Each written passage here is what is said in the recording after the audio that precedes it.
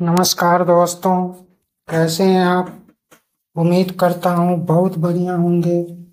दोस्तों, मैं हूँ एनपी सुशील और आप इस वक्त देख रहे हैं शैक्षणिक चैनल नागा 3am@333। दोस्तों, सप्त चक्र के सीरीज में आज मैं लेकर उपस्थित हूँ छठा चक्र आज्ञा चक्र, और इसके बाद सातवां चक्र भी आज ही बता दिया जाएगा, सहस्त्रार चक्र। तो इस तरह दोस्तों, आज हम शुरू करते हैं। सबसे पहले आज्ञा चक्र या ज्ञान चक्र है। आज्ञा चक्र या ज्ञान चक्र, तो देखिए, सबसे पहले दोस्तों, आज्ञा चक्र का जो स्थान होता है वह त्रिकुटी के पास होता है। त्रिकुटी यानी दोनों भौहों के बीच में होता है। यह दो पंखुड़ियों वाला कमल होता है जो जामुनी रंग का होता है। आज्ञा चक्र पर गुरु अर्थात शिव का वास होता है। दोस्तों, इस संसार के जो गुरु हैं एकमात्र शिव हैं। तो और इस चक्र पर जो वास है देवता का वो है शिव। इस चक्र का जो बीज मंत्र होता है दोस्तों, ओम है। ओम नमः शिवाय का जाप करने के बाद ओम मंत्र का जाप करके तब इस चक्र को जागृत करने की प्रथा चली आ रही है।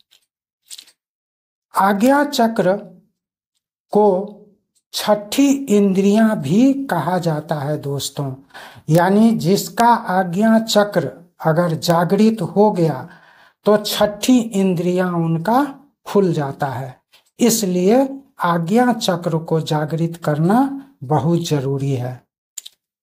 तो किसी व्यक्ति का आज्ञा चक्र यदि जागृत हो जाता है तो वह मनुष्य दूसरे के मन की बातें बिना बताए ही जान जाता है। लेकिन इसके लिए उस कोटि की जागृति भी करनी पड़ेगी। कठिन साधना की जरूरत होती है, जो सामान्यतः जो गृहस्थी में रहकर उस कोटि की जागृति संभव नहीं है। लेकिन फिर भी करोड़ों में एक दो व्यक्ति ऐसे हैं जो गृहस्थ जीवन में रह करके भी इसे जागृत कर लेते हैं। तो उच्च कोटि की जागृति हो जाए आज्ञा चक्र का तो मनुष्य मोह माया से ऊपर उठ जाता है। सांसारिक प्राणी सामान्य स्तर की जागृति ही कर ले तो वही बहुत है। कम से कम यहाँ तक एक से लेकर यानी मूलाधार चक्र से लेकर आज्ञा चक्र तक यदि आप जागृत कर लेते हैं तो उस स्तर का तो नहीं, लेकिन फिर भी आप दूसरे को पढ़ तो सकते ही हैं। दूसरे की मन के बात को थोड़ा बहुत जान सकते हैं। लेकिन वो भी है क्या कि यदि आप बहुत कठिन परिश्रम उस पर करेंगे तो आप जान जाएंगे दूसरे के मन में क्या चल रहा है। तो इस तरह आज्ञा चक्र ही वह स्थान है जहां पर तीन प्रमुख नारियां जो मूलाधार चक्र से चलती है, तीन अलग अलग नारियां, वो तीनों आज्ञा चक्र पर आकर मिल जाती हैं।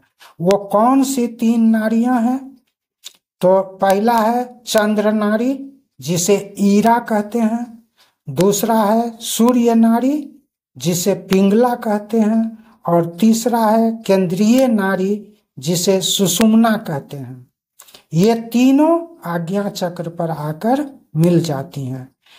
ईरा नारी को गंगा, पिंगला नारी को यमुना और सुषुम्ना नारी को सरस्वती भी कहा जाता है।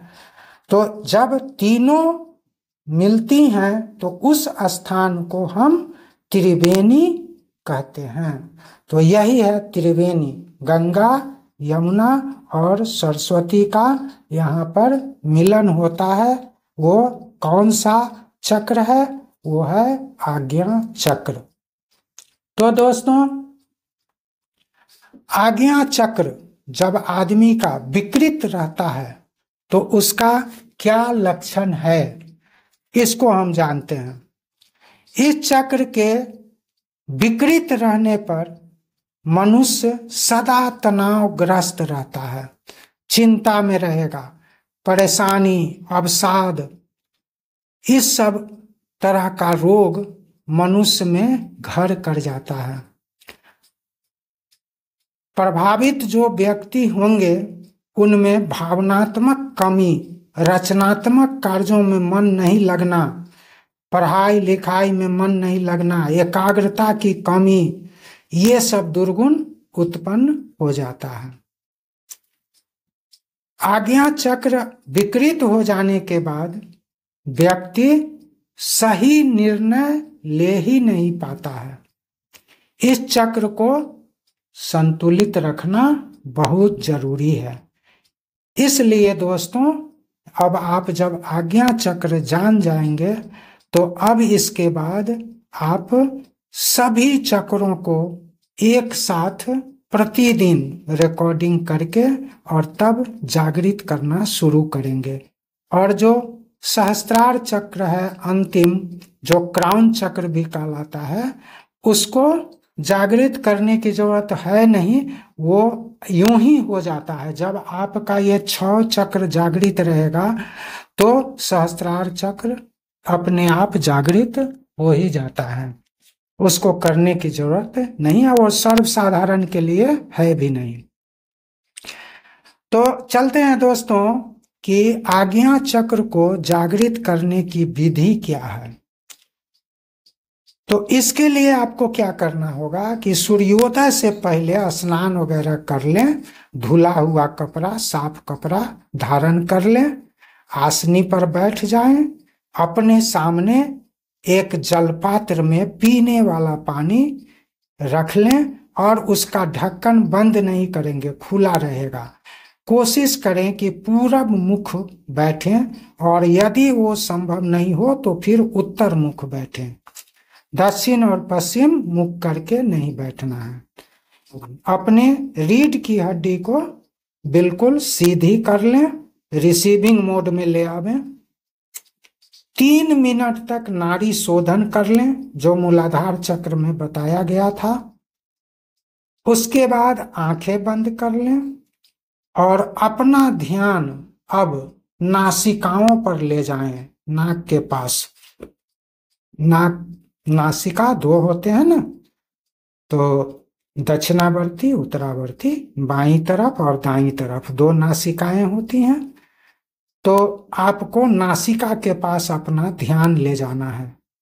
पहले तो आप आंखें मूंद करके सामान्य गति से सांसों को आता जाता वहां पर देखिए, कल्पना में देखते रहिए कि सांस आ रहा है, जा रहा है। पूरा ध्यान पहले वहां केंद्रित करना है आपको, नाक के पास, नाक का जो छिद्र होता है वहां पर केंद्रित करना है और वहां पर ले जाएं। सांसों को पहले सामान्य रूप से आते जाते देखें। जब वहां पर आप पूरा ध्यान ले जाएंगे पूरी तरह से, तो आपका मन पूरी तरह से शांत हो जाएगा। जब भी सोचना कुछ नहीं है, सोचेंगे नहीं कुछ। यदि मान लीजिए कि ध्यान अगर भटकने भी लगे, तुरंत ध्यान को खींच करके ले आइए नासिका के पास और नासिका के पास लाकर सांसों को देखने में उसको लगाइए। ध्यान को हमेशा काम पर लगा के रखिए तो ध्यान भटकेगा नहीं। तो आप नासिका पर उसको तैनात कीजिए, फिर अगर भटके फिर ले आइए नासिका के पास। तो इस तरह आप लगभग 3, 4, 5 मिनट जब करेंगे तो पूरा ध्यान आपका केंद्रित हो जाएगा। तो जब पूरा ध्यान आपका अच्छी तरह से केंद्रित हो जाए तो अब क्या कीजिए, सांसों को का गति बदल दीजिए। एक नाक से पहले देखिए, बाएं नाक से देखिए कि सांस बड़ी तेजी से जा रहा है, और फिर उसको दाहिने नाक से, दाहिने नासिका से उसको निकलते हुए देखिए, तेजी से निकल रहा है। फिर दाहिने नासिका से जाते हुए उसको देखिए, और बाएं नासिका से उसको निकलते हुए देखिए। इस तरह से आप लगभग 3 से 5 मिनट तक करेंगे। पूरी तरह आप शांत हो जाएंगे, आपका मन पूरी तरह शांत हो जाएगा। और जब ऐसा हो जाए तो अब आप अपना पूरा ध्यान नासिका पर लगा दें, और तब देखेंगे क्या कि जब आप महसूस करने लगेंगे कि अब सांस सामान्य हो गया, पहले तो सामान्य से तेज करना है, फिर तेज से सामान्य कर देना है, और जब देखें कि अब एकदम सांस सामान्य गति से आ जा रहा है तो मन को एकदम शांत होने दें। इतना ही में आपका मन बिल्कुल शांत हो जाएगा। और जब शरीर भी शिथिल हो जाए, मन भी शिथिल हो जाए, तो पूरे भाव से ओम नमः शिवाय, ओम नमः शिवाय, ओम नमः शिवाय, ओम नमः शिवाय, ओम नमः शिवाय, इस तरह शिव जी को ध्यान में ले आइए। शिव जी गुरु हैं, उनसे कहिए कि हे शिव, आप मेरे गुरु हैं, मुझ पर कृपा करें, मुझ पर दया करें, मुझ पर दया करें, और आज जो मैं साधना कर रहा हूँ, इस साधना को निर्विघ्न पूरा होने दें। बस ये प्रार्थना आप कर लें, और तब उसके बाद शिव जी को प्रणाम कर लें, उनको फिर से अपना जाने दें अपना पर्वत पर। और तब अब आप इस क्या कीजिए कि ओम का, ओम जो बीज मंत्र होता है उसका जाप करना शुरू करेंगे। भगवान शिव को विदा कर दीजिए, काहे कि भगवान शिव को नीचे रखा नहीं जाता है। तो जब उनका दर्शन हो गया, आज्ञा ले लीजिए, वो चले जाएंगे। अब आप ओम बीज मंत्र का जाप करेंगे। अगर अकेला इसी को कर रहे हैं तो 11 मिनट तक करेंगे। जब आप 6 को साथ ले लेंगे तब इसका हो जाएगा 9 मिनट, लेकिन अभी आपको 11 मिनट करना है। तो किस तरह से करेंगे ओम बीज मंत्र का जाप? और अभी सिंगल आप जब कर रहे हैं, सिर्फ आज्ञा चक्र का कर रहे हैं, तो ऐसे तो सिर्फ आज्ञा चक्र होगा नहीं जब तक आप मूलाधार से जागृत करते हुए नहीं लाएंगे, तब तक ये होगा नहीं। लेकिन फिर भी चलिए, सीखने के लिए अगर आप कर रहे हैं तो आप ओम बीज मंत्र का जाप 11 मिनट तक कर लीजिएगा। कैसे करना है? ओ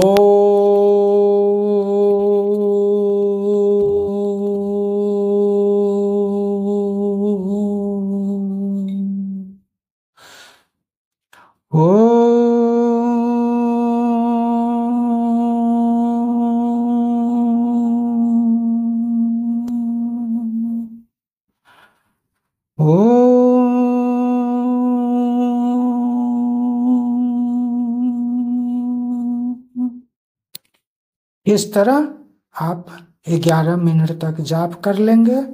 और आप त्रिकुटी के पास में देखेंगे कि आज्ञा चक्र जो है, जो जामुनी रंग का होता है, जिसका चित्र आपको दिखाया जाएगा, तो उस चित्र को ध्यान में लाइए और देखिए त्रिकुटी। त्रिकुटी समझ रहे हैं ना? जो दोनों भावों के बीच में जो जगह होता है, जहां पर शिव जी का तीसरा नेत्र खुलता है, बस उसी जगह पर आप ध्यान ले जाइएगा। और देखिएगा कि वहां पर उनका जो ये आज्ञा चक्र है उसको देखिए कि धीरे धीरे वह घूमना शुरू कर दिया कि नहीं, क्लॉकवाइज में, क्लॉकवाइज में उसको घूमते हुए देखिए। कुछ देर जब आप कर लेंगे 5 मिनट तो उसकी रफ्तार बढ़ जाएगी, और फिर अगला जो 3-4 मिनट करेंगे तो बहुत तेज रफ्तार से वो घूमना शुरू करेगा। घूमते घूमते वह पूरी तरह से बिखर जाएगा, गैस का गोला हो जाएगा, और उसका रंग जो है वह पूरी तरह फेंट कर जाएगा, फीका पड़ जाएगा, और हो जाएगा ये सफेद रंग का, जामुनी से सफेद हो जाएगा। और जब ये सफेद होगा तो उठेगा, और उठ करके आपके सहस्त्रार चक्र पर जाकर स्थिर हो जाएगा।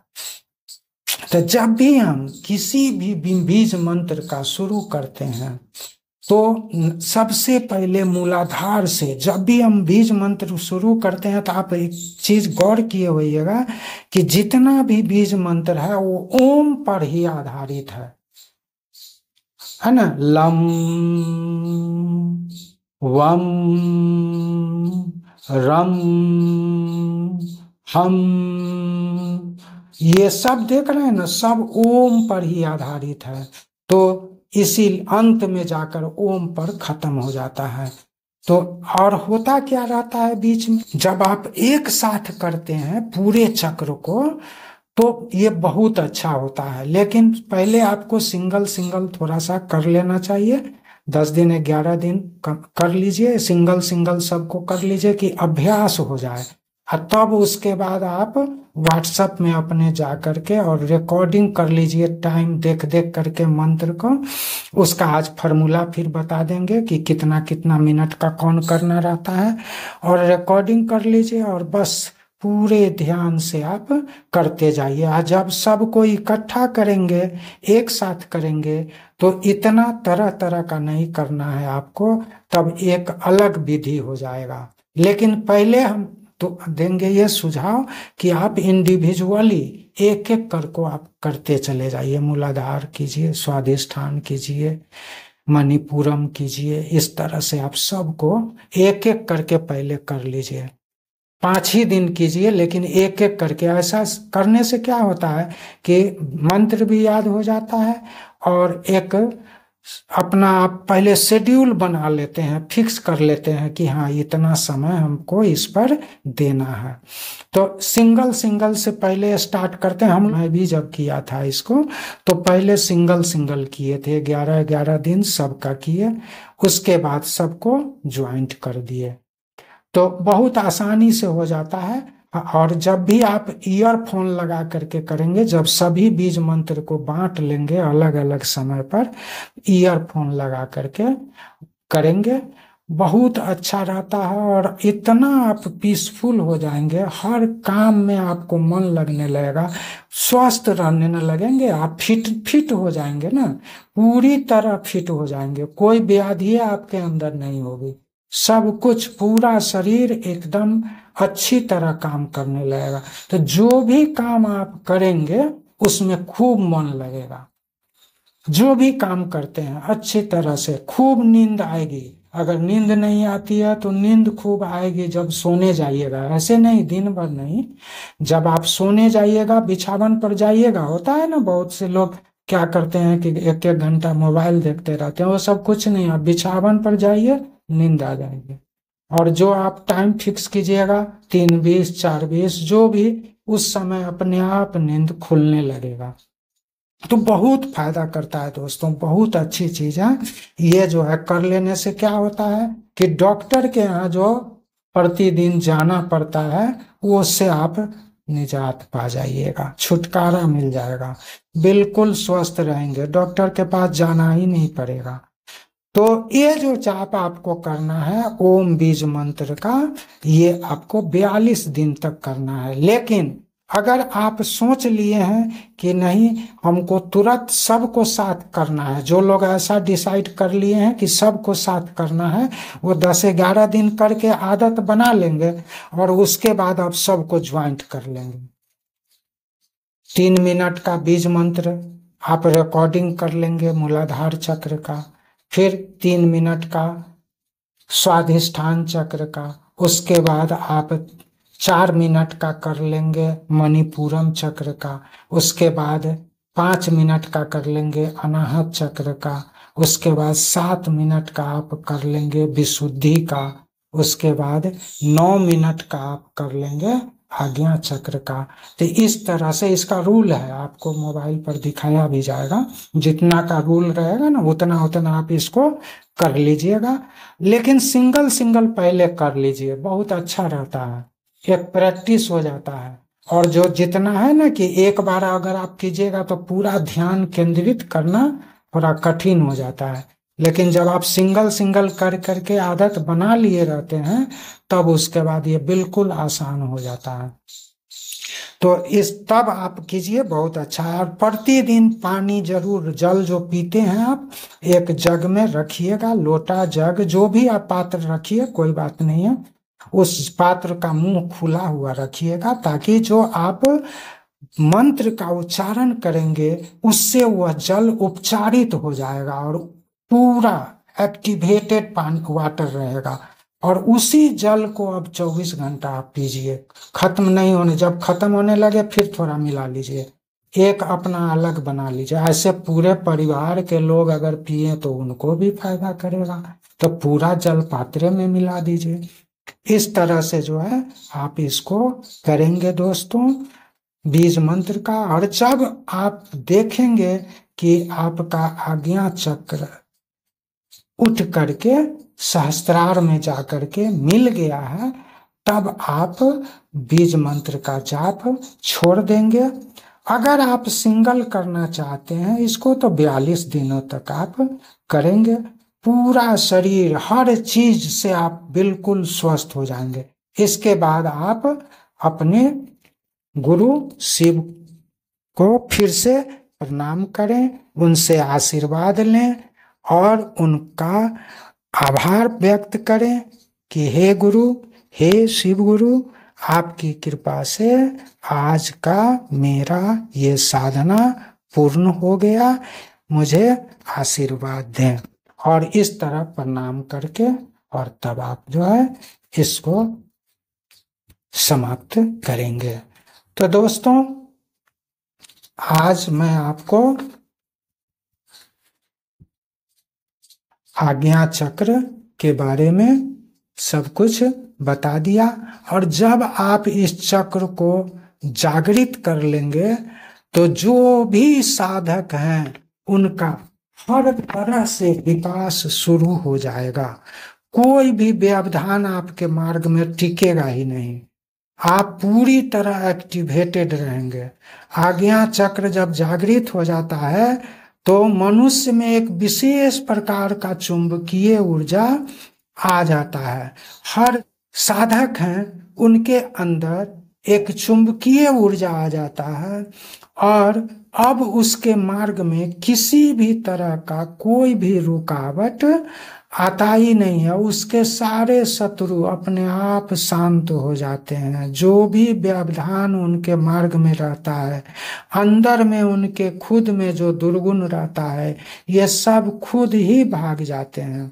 और मनुष्य के अंदर पूरा सकारात्मक ऊर्जा भरा पड़ा रहता है, इतना एक्टिव वो रहेगा कि लगेगा नहीं, उसके सामने उम्र कोई मायने ही नहीं रखता है। उसे कभी नहीं पता चलेगा कि वो इतने उम्र का है, 90 वर्ष का है कि 100 वर्ष का है, कोई उसको उम्र उसका जो है कभी उसके ऊपर हावी नहीं हो पाएगा।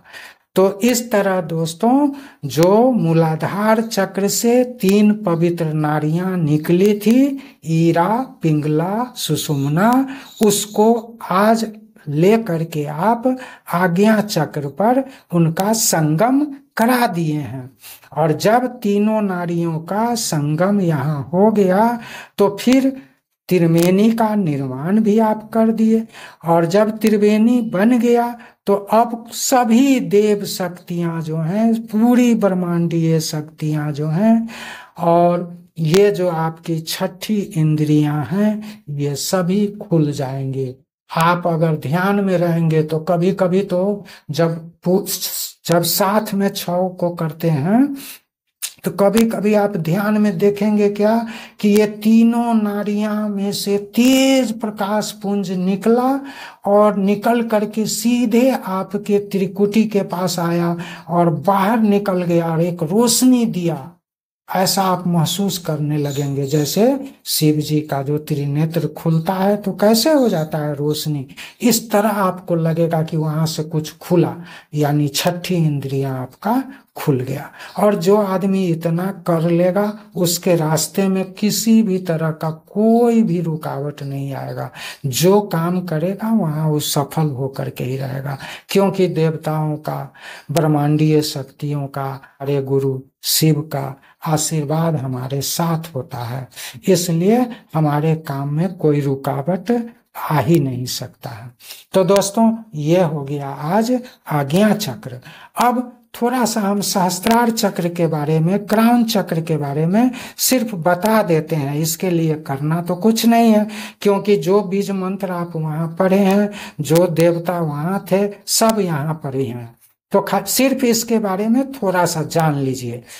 इस चक्र का जो स्थान होता है दोस्तों, सहस्त्रार चक्र, जिसको क्राउन भी कहते हैं, क्राउन चक्र, इसका सबसे ऊपर होता है और रंग इसका बैंगनी होता है, बैंगनी, वायलेट।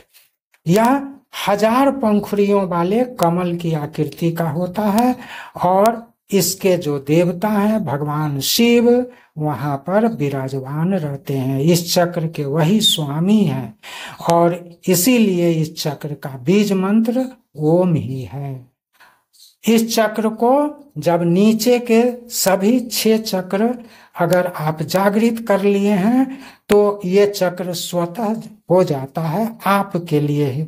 जो सामान्य जो गृहस्थ लोग हैं, जो घर में अपना परिवार के साथ रहते हैं, उनके लिए ये हो गया, इसको करने की जरूरत नहीं होती है। हाँ, तो दोस्तों इस तरह हम लोग ये सभी चक्रों का जागृति करने का जो विधि है ये सब जान गए हैं। अब आपको 2-4-5 दिनों में एक वीडियो बना करके दिया जाएगा, जिसमें कि करके दिखाया जाएगा। आप उस वीडियो को जरूर देख लीजिएगा। वो 1 घंटे से ज्यादा का वीडियो होने वाला है।